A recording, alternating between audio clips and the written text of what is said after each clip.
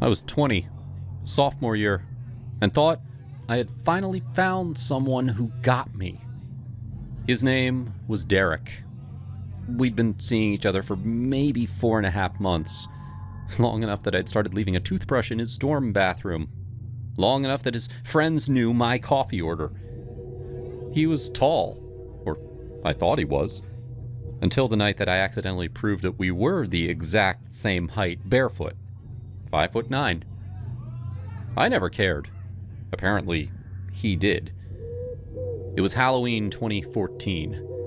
His fraternity house and a couple others were throwing a massive party at the old VFW hall off campus. Everyone was going. Derek had been hyping it for weeks. "It's gonna be insane, babe. Costume contest, kegs, the DJ from that club in the city." He was going as a Top Gun pilot. Boring, but the leather jacket looked good on him. I spent actual money I didn't have on a flight attendant costume. Little navy dress, red neck scarf, pillbox hat with wings pinned to it, fishnets, and the cutest red patent heels I'd ever seen. 4 inches. They made my legs look endless, and I felt like a goddamn smoke show. I texted him when I parked. "Here, XX." He wrote back, "Cool. Doors open. Come find me." I walked in, music already deafening, strobe lights cutting through the fake fog. The place was wall-to-wall costumes. Nurses, Deadpool, one guy dressed as a tampon for some reason. I spotted Derek by the bar almost immediately. He had his back to me, laughing with his roommate Damien and a couple of guys from the lacrosse team. I came up behind him, slipped my arms around his waist. "Hey, Maverick." He turned. The smile froze on his face. His eyes went from my face, down to my shoes, and back up again, slowly, like he was doing math. "You're wearing heels," he said. Not a question. "Yeah? They match the costume. You like?" He didn't answer, just stared. And then he leaned in, voice low so his friends wouldn't hear. "You're taller than me right now." I laughed because I thought he was joking. "Derek, relax." "No. Go change them." I blinked. "I'm an hour from home. These are the only shoes I brought." He looked around, and then grabbed my wrist. Not playful, hard, and pulled me toward the side exit that led to the patio. The cold hit me immediately. He let go and paced 2 steps, ran a hand through his hair. "You are seriously embarrassing me," he said. "Embarrassing you? It's Halloween. Nobody cares how tall I am." "I care. My friends saw. They're already giving me shit." I felt my stomach drop. "Giving you shit because your girlfriend is a few inches taller than you in heels? Are you 12? "Don't." He pointed at me. "Don't turn this around. You knew this would make me look bad." I didn't know anything. I liked the shoes. That's literally it." He stepped closer. "Take them off." "Here? And walk around barefoot in this gross-ass hall? No." His face was red now, eyes glassy from however many beers he'd already had. "You're not going back in there like that." "Derek, stop. I said take them off, Lauren." That was the first time he used my name like a threat. I felt it in my spine. I tried to walk past him, back inside. He blocked the door with his arm. "Change the shoes now." "I'm not." He gripped my arm again, fingers digging in. "You think this is funny? You think it's cute to make me look like a joke in front of everyone? Let go of me. Change them or we're leaving. We just got here." He was breathing hard through his nose. "Then leave the shoes in the car and come back barefoot. I don't care." I laughed, but it came out shaky. "Hey, you've lost your mind." That was when he snapped. He shoved me. Not hard enough to knock me down, but enough that my back hit the brick wall. And then he got right in my face. "You did this on purpose. You wanted to humiliate me. Derek, get away from me." His hand shot up and tangled in my hair, grabbed a fistful right at the scalp, and yanked my head back so hard my eyes watered. "You don't get to talk to me like that," he said, voice shaking with rage. "You're going to go home, and you're going to throw every single pair of stupid heels you own in the trash. Do you understand me?" I don't know what happened in my body at that moment. Something switched. The fear flipped into pure ice-cold fury. I brought my knee up as hard as I could. He made this awful high-pitched sound and doubled over, both hands flying between his legs. I still had the leverage from the hair pull. He hadn't let go yet, so when he bent, my head jerked forward with him.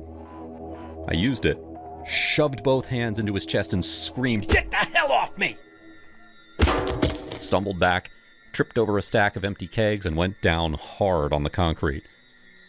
I stood over him, chest heaving, hair half out of the updo I'd spent an hour on. People were starting to come outside. Someone must have seen through the window. Damien was first. "What the hell's going on?" Derek was on his knees, dry heaving. She attacked me." I didn't wait. I looked straight at Damien. "Your boy just grabbed me by the hair and told me to throw away all of my shoes because, God forbid, his girlfriend be taller than him for one night. So yeah, I need him. We done here?" Damien's mouth opened, closed. Derek tried to stand. "Lauren, don't say my name. We're done. For good. Don't text me, don't call me, don't even look in my direction on campus. I see you coming, I'm crossing the street." I walked back inside. The music hit me again like a wall. I found my friend Marissa by the bar, grabbed her arm. "I need to get out of here." She took one look at my face. What happened?" "Later. Just, can I crash at your place?" "Of course." I didn't take the heels off until I was in her bathroom 20 minutes later, scrubbing mascara off my cheeks with a wad of toilet paper. My scalp was still throbbing where he'd pulled. There were red marks on my arm that would turn into bruises by morning. Marissa knocked softly. "You okay?" "No, but I will be." I blocked his number that night, deleted every photo. The next day, I walked to every class in the highest heels I owned. Black suede, 5 inches, sharp enough to stab someone with. I wore them until the soles were wrecked.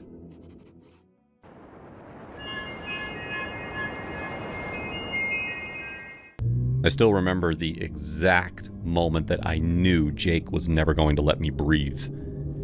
It was freshman year, August 2018, and I had just moved into my dorm at State, 3 hours away from the tiny town where Jake and I had been glued together since junior year of high school. Everyone told us we were the perfect couple, quarterback and head cheerleader, prom king and queen, the whole corny package. I believed it too. I thought love was supposed to feel like that. Intense, all-consuming, a little suffocating. Well, turns out suffocating is exactly what it was. At first, the clinginess felt sweet. He'd text me good morning before I even opened my eyes, send me playlists, FaceTime me while I ate dining hall pizza. I'd laugh and tell my roommates, "Hey, he just misses me. It's cute." But by week 3, cute turned into something else. If I didn't answer within 15 minutes, because I was in lecture, or showering, or, God forbid, talking to a guy in my bio lab, he'd blow my phone up. 10 texts. 20. Then the calls. "Babe, where are you? Babe, answer me. Babe, I'm worried." I started keeping my phone on Do Not Disturb just so I could pee in peace. One Thursday night in October, my floor decided to throw a party in the lounge. My roommate Kayla took my phone because I kept leaving it at places when I danced. Jake had already texted me 8 times that night asking what I was doing, who I was with, when I was going to bed. I told Kayla if he texts again, just tell him I'm busy. Big mistake. At 1:17 a.m., my phone lit up like a slot machine. 25 unread messages. The last one just said, "Who's this?" Kayla, half drunk and fed up, grabbed my phone and typed, "Dude, she's busy. She'll text you when she's free." I didn't see it until the next morning. By then, my phone had 47 missed calls and a string of texts that made my stomach drop. "Who the hell's holding her phone? Is someone with her? I swear to God if someone's touching her. I'm coming down there." I laughed at first. He's 3 hours away. He's not actually... Then my phone rang. Unknown number. I picked up. "Hello? Ava, it's me. I'm outside your building. Let me in." I ran to the window. There was his car parked under the streetlight, hazards blinking. He was standing on the sidewalk in the same gray tee that he wore to every single one of our high school dates, looking up at my dorm like a lost dog. I threw on shoes and ran downstairs. "Jake, what the hell are you doing here?" "Some guy texted me from your phone. I thought something happened to you. I drove all night." "It was my roommate, you psycho! I was at a party." "You didn't answer for hours, Ava. What was I supposed to think? That I'm 18 and in college? That maybe I don't need to check in every 5 seconds?" He grabbed my hands. "I love you. I can't lose you. Please don't do this here, not on the sidewalk." I yanked away. "We're done checking in every 2 hours, Jake. I can't breathe. I need space." His face crumpled. "Space? You mean you want to ride other people?" "Jesus Christ, no! I mean I want to live without a tracker on my ankle."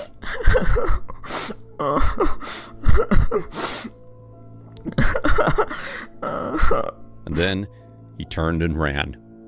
Not toward his car, toward the baseball fields behind the dorms.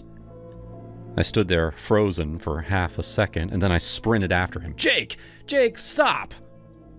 He was already halfway up the backstop, the tall chain-link fence behind home plate that has to be 30 feet high. He climbed like a monkey, sneakers slipping, tears flying off his face. "Jake, get down!" "No!" he screamed from the top, legs dangling over the edge. "If you don't want me, what's the point?" "Stop it! You're scaring me!" "Good, you should be scared. You're throwing us away." People were starting to come out from the dorms, phones up, filming. Someone yelled, "Call 911!" I was shaking so hard I could barely speak. "Jake, please come down. We'll talk. Just come down." "Promise me. Promise me you'll give me another chance." I swallowed bile. "I promise we'll talk. Just get down before you fall." He stared at me for a long second, snot running down his lip, and then started climbing down. The second his feet hit the dirt, he tried to kiss me. I shoved him off so hard he stumbled. "No! I said talk, not this. God, Jake!" His eyes went dead, and then he bolted again, this time toward the cinder block wall that separates the fields from the parking lot. Before I could even move, he screamed and punched it with everything he had. "Somebody call an ambulance." "No, don't leave me, Ava, please, don't leave me here." I crouched next to him, trying not to puke at the angle that his fingers were bent. "I'm not leaving you here, okay? We're going to the hospital. Can you stand?" He nodded, tears and snot mixing. I helped him to his car, buckled him in, and drove to the ER with his good hand clutching mine the whole way, whispering, I'm sorry, I love you," over and over. They took him back for x-rays. I sat in the waiting room staring at the floor until my roommate Jessica came to get me. I left his keys with the nurse and I walked out without even looking back. He texted me from the hospital bed an hour later. Picture of his cast. "I broke 4 bones. They said it's because I hit it so hard. I did it because I can't lose you." I didn't answer. For the next 2 months, he was relentless. Flowers delivered to my dorm. Voicemails that went from crying to screaming to crying again. Showing up unannounced 3 more times. Once at 3 a.m., drunk, begging under my window. He made 17 different Instagram accounts after I blocked the first ones. My friends started recognizing his car on sight. I changed my number twice. He found the new ones through mutual friends. I almost filed a restraining order, but his mom called me crying, saying that he wasn't eating, wasn't sleeping, that he tried to hurt himself again. I felt guilty. I felt trapped. I felt like the villain. Finally, the day before winter break, I met him one last time in the parking lot of the McDonald's off campus. He looked thin, eyes sunken, cast still on. He started crying the second he saw me. "Ava, I'm in therapy now. I'm on meds. I know I messed up. Please, one more chance." I took a breath. "Jake, I'm not your lifeline. I'm not the thing keeping you alive. That's too much weight for anyone to carry. I'm 19. I want to go to parties without a curfew. I want to kiss whoever I want without owing you a play-by-play. I want to grow up without you hanging off my ankle. We're done. For real this time." He opened his mouth, closed it. Tears rolled down silently.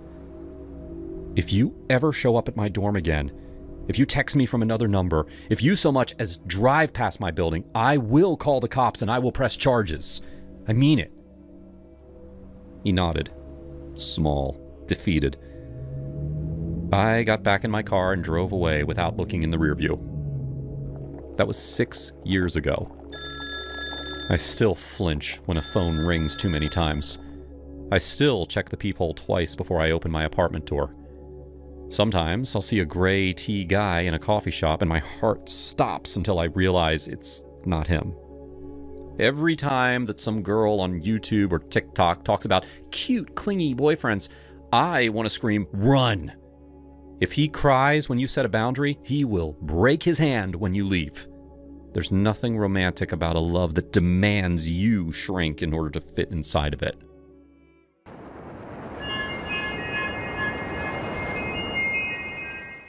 I never understood the craze for the Labubu dolls. I thought they were kind of ugly and way too expensive. But everyone had them. I just saw them as the latest toy fad, like Beanie Babies or Cabbage Patch dolls. They'd be popular for a while, and then people would forget all about them. My boyfriend, Ben, however, thought that they were demonic. He was a smart, creative guy who wrote really elaborate mystery novels and loved playing strategy games. He seemed like the least likely person to believe in conspiracies. But somehow, he hated Labubus and freaked out whenever he saw one. We worked at the same company, and it really bothered him that some of our coworkers had Labubus in their cubicles. He didn't cause a scene or anything, but there were parts of the office that he actively avoided because he didn't want to see their little faces grinning at him. He never made a big deal about it in front of his coworkers. But when we were alone, that's all he talked about. Last September, our company had an anniversary party, and my supervisor, Lisa, gave everyone in my department Labubu keychains as a present. She made a big deal about solidarity and how it was important that everyone keeps the keychain so that we feel more like a team.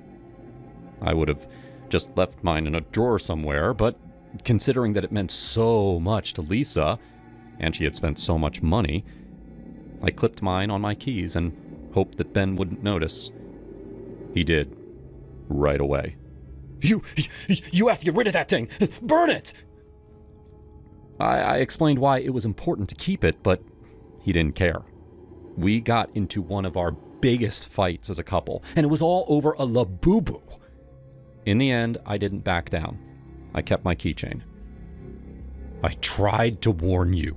That thing will only bring pain and misfortune. Just you watch. We didn't talk about it afterward. There was no point. Ben was being irrational and he wasn't going to change his mind. And then, bad things started to happen. First, it was a fire in our apartment. The stove somehow turned on by itself. Ben and I were watching TV in the living room at the time. We started choking on smoke. Ben ran into the kitchen and he saw our cabinets on fire. He busted out the fire extinguisher, so we didn't have too much damage. But afterwards, he turned to me with this horrified look. I told you bad things would happen. It didn't stop there. Important documents went missing. There was a crack on my mug, and I spilled coffee all over my company laptop. My chair leg broke in the middle of the workday. A week later, my coworker slipped down the stairs and shattered her ankle. I had to take over her duties while she recovered. I knew it was crazy, but I really started to believe Ben. I didn't think that there was any demonic energy involved, but I did believe in luck. And right now, it looked like my department was on a bad luck streak. I still refused to get rid of my labubu, and I never mentioned this theory to my coworkers. This drove Ben crazy. He started having nightmares about the labubus. He'd tell me about them afterwards. Usually, he was running through a field with a giant labubu chasing him. It would grab him, lift him up into the air, and bite off his head. At least, that's what he told me after he screamed himself awake. I think that's what made me finally decide to talk to my coworkers. It wasn't the bad luck. It was my boyfriend's mental well-being. I didn't want him to go off the deep end just because of some toy that I was too stubborn to throw out. So I told Lisa my concerns. I think I did a good job of explaining things, but she laughed in my face. Worse, she told everyone else in the office and made me look like a crazy person. I tried to tell them that it was Ben's idea, not mine, but that just made the situation worse. People started avoiding me after that. I could hear them joke about it. And someone in the department started putting more labubus in my drawers just to mess with me. It turned into an inside joke throughout the whole department. I felt awful. At home, Ben tried to reassure me. He said that as soon as all these labubus are gone, everything would go back to normal. He convinced me to round up everyone's labubus and get rid of them once and for all. I never would have done something like that before, but I was in a vulnerable place. I hated all the judgment from everybody, especially Lisa. She and I used to be really close. I burned all my labubus that night. And the next day at work, I went around gathering up all the other ones that I could find. I got to Lisa's desk, but I couldn't find her labubu. I did, however, find something else. A silver necklace. It was the exact same necklace that Ben had bought a month ago. I saw it on his dresser, and I assumed that he was saving it for my birthday. But no, it was never meant for me. He'd bought it for Lisa. I didn't understand the whole story, but I knew that Ben and Lisa were having an affair. My suspicions were confirmed that afternoon. Ben came down to our floor, making sure that all of our coworkers could see him. Mona, I just heard that you've been rounding up everyone's labubus? And I saw the ones that you burned last night. I'm sorry, but you need help. It's over between us. All at once, it made sense. He had been gaslighting me the whole time. He never had a fear of labubus. He had tricked me into believing his nonsense, set up all the accidents himself, and goaded me into acting irrationally just so that he'd have an excuse to publicly break up with me. It was the most cold-hearted, needlessly complicated breakup plan in the world. But it was the truth. I was too shocked to respond. He left before I could form words. And to make things so much worse, Lisa called me into her office. She used my irrational behavior, and the fact that I had sneaked into her office, as an excuse to fire me. Labubu's ruined my life. I didn't fight for my job. I had other opportunities, and I didn't see myself working alongside Lisa anymore. Well, I hope you two are happy together. I stormed off. A week later, I started working at a different company. Same pay, less toxicity. I moved into a new apartment with my former roommate and restarted my life. I was still angry at all the mind games, but looking back, the whole situation was pretty comical. Ben was a cheater and manipulator, but he was very creative, you gotta hand it to him. Plus, things tend to work out in the end. My coworker with a broken leg ended up suing the company for the accident. She tracked down security footage showing Ben wiping grease onto the stairs as part of his big plan. He got arrested. The company lost a lot of money in the lawsuit, and so they had to fire our whole department, including Lisa. So I guess justice wins out. When I heard the news, I went straight to a toy shop and bought a new Labubu. It's my good luck charm.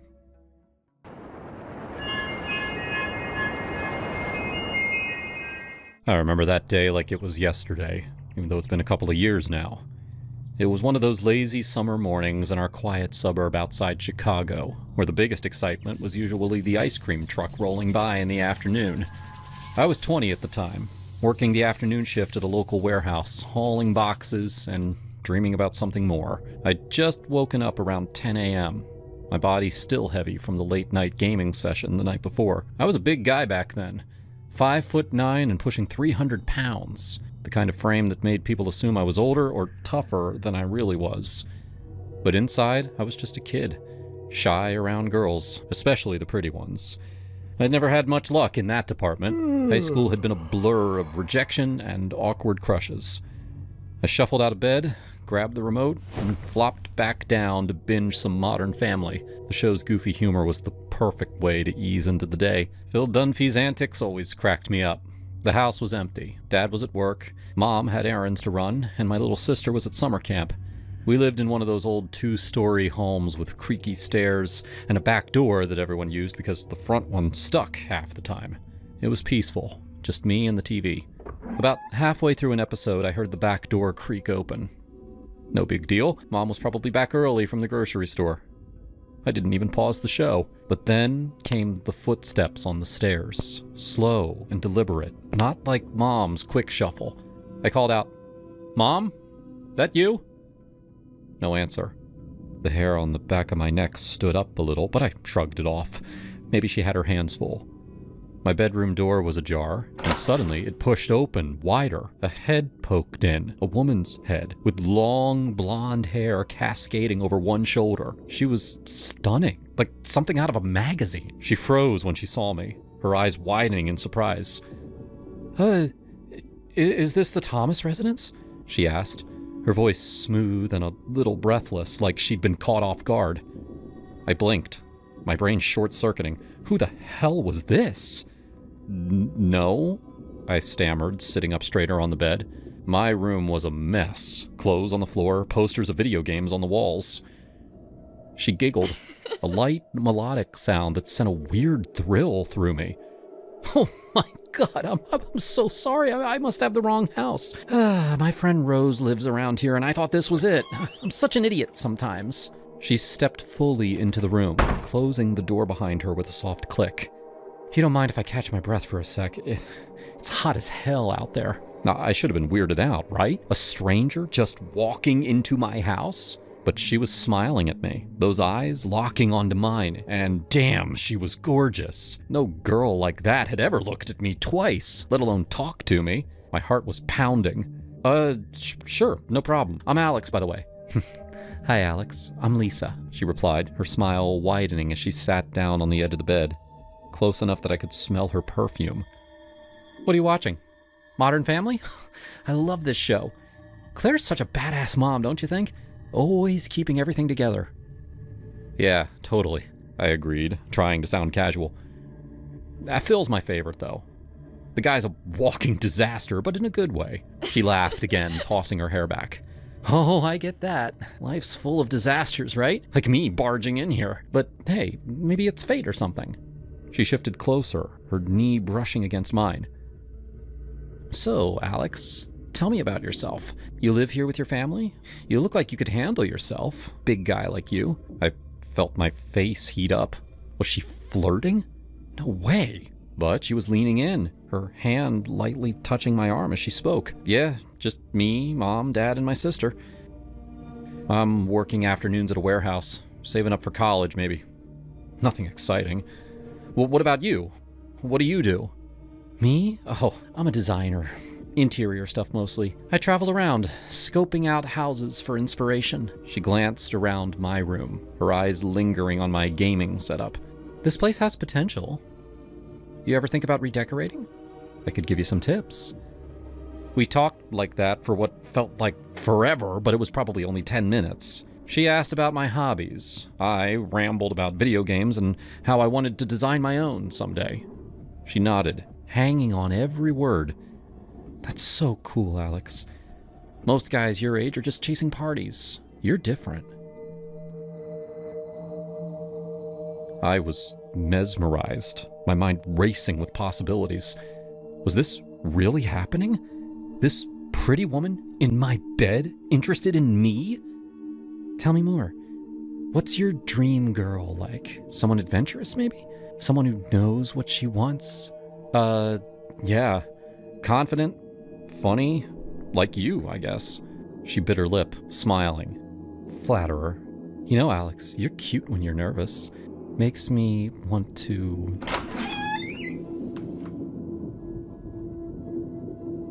Alex, whose car is that in the... Mom stopped dead, her eyes going from me to Lisa and back. Lisa jumped up like she'd been electrocuted, her face paling. Oh, shit, she muttered, grabbing her bag from the floor. I hadn't even noticed she'd set it down. Without another word, she bolted past Mom and down the stairs. I heard the back door slam. Mom stared at me, hands on her hips. What the hell was that? Who was she? I don't know. She just showed up, said she had the wrong house, and we started talking. Mom's face twisted in worry. Talking? In your bed? Alex, that's not normal. Did she take anything? I glanced around. Everything looked the same. No, I don't think so. She shook her head. You need to be more careful. Strangers don't just walk into houses like that. She paused, then added softer. You okay? She didn't do anything, did she? I'm fine, Mom. Really. But inside, I was reeling. Part embarrassed, part thrilled, part confused. That night, I replayed it all in my head. The way her touch felt, her laugh. It was the closest I'd ever come to something real with a woman. Well, a few days later, my Uncle Mike came over for a barbecue. He was a veteran cop from the city. The kind of guy with stories that could fill a book. Tough exterior, but a soft spot for family. We were sitting on the back porch, burgers sizzling on the grill, when Mom brought it up. Mike, you won't believe what happened to Alex the other day. Some woman just waltzed into the house. I rolled my eyes. Mom, it's not a big deal. Uncle Mike raised an eyebrow, setting down his beer. Well, tell me about it, kid. What'd she look like? I described her. Blonde, pretty, late 20s. Pretty. As I talked, his face hardened. Blonde, you say? About 5'6", blue eyes, charming as a snake. Yeah, how'd you know? He sighed, leaning back. Sounds like the blonde bandit we've been chasing. She's been hitting houses in the suburbs. Enters through unlocked doors, sweet talks whoever's home. Usually older guys living alone. Distracts them with flirtation, sometimes more, while she cases the place or lifts valuables. We've got reports from 3 towns over. One guy said she got him so worked up he didn't notice her swiping his watch and wallet until she was gone. My stomach dropped. Wait, what? She was robbing us? I'm probably scoping you out. Lucky your mom showed up. These types prey on loneliness. She's smart, picks targets where she can use her looks to her advantage. We've got a sketch that matches what you described. You see her car? License plate? I shook my head, feeling like a fool. No, I was distracted. He clapped me on the shoulder. Hey, don't beat yourself up. She's a pro. Manipulates men to thinking that they're the luckiest guy alive. But next time, lock the damn door and call the cops if something feels off. Mom chimed in, her voice firm. See, Alex, I told you, women like that, they're trouble. But I'm glad you're safe.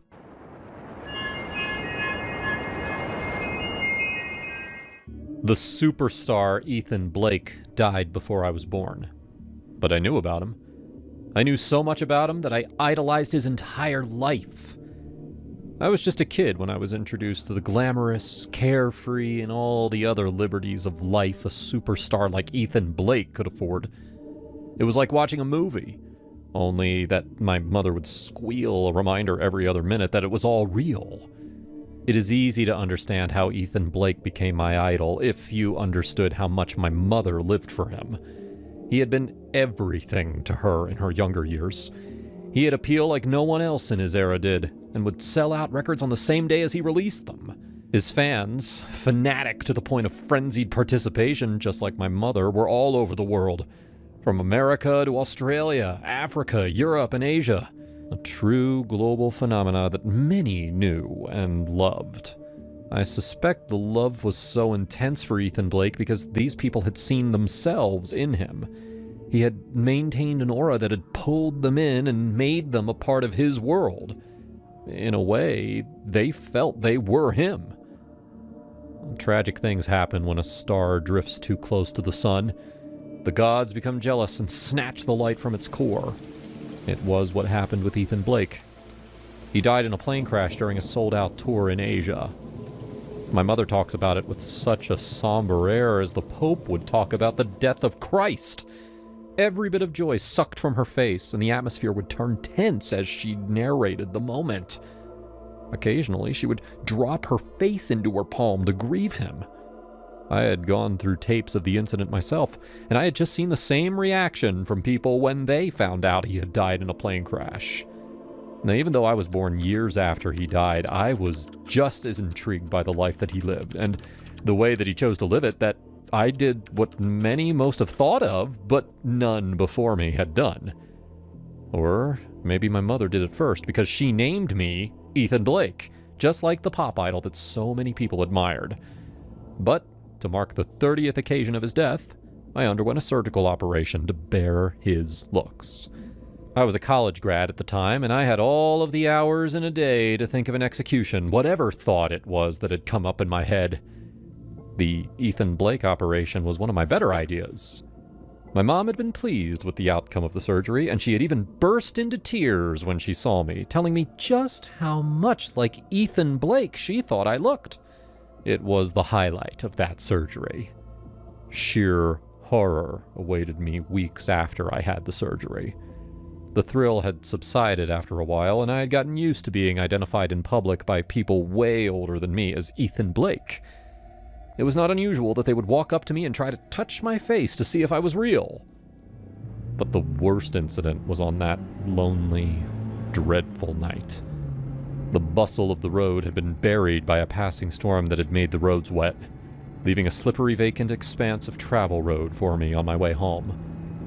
I had driven home with this innocence of mind and no expectations of drama. I had just turned into the driveway and put my car into park when I noticed her in my back seat. I was beyond mortified by her horrible look. Her skin was as pale as the moon in a stark, dreary night. Her eyes carried the shadows of her forehead, sunken holes on her face that provided no windows into her soul. Her lips were chapped, dried by the elements, and her hair appeared to have been messed with during the episode of a fight. Her cold demeanor filled the car, and I noticed that the reason that I had just seen her when I was in my driveway was because she had been laying down the entire time. My lips trembled, as did my hands. The air between us was fragile, tossed about with deliberate care so that neither of us could break it without the other's consent. The rear-view mirror was our means of communication.